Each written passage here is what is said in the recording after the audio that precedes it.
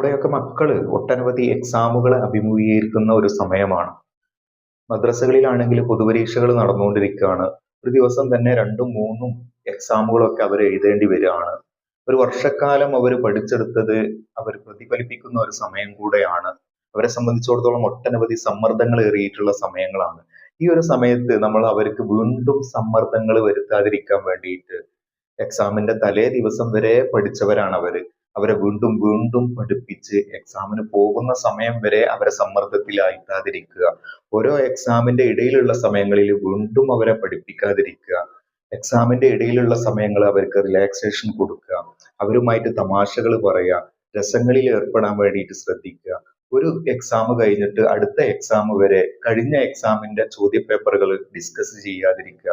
എക്സാമുകൾ പൂർണ്ണമായിട്ട് അവസാനിപ്പിക്കുന്നത് വരെ നിങ്ങൾ കഴിഞ്ഞ എക്സാമിൽ അവർക്ക് അഭിമുഖീകരിച്ചിട്ടുള്ള ക്വസ്റ്റ്യങ്ങളെ ഡിസ്കസ് ചെയ്യാതിരിക്കുക. അതിനെക്കുറിച്ച് മാർക്കിനെ കുറിച്ചോ സംസാരിക്കാതിരിക്കുക. ഇത് അവരുടെ പഠനത്തിൽ വലിയ രീതിയിലുള്ള പ്രയാസങ്ങൾ ഉണ്ടാക്കും.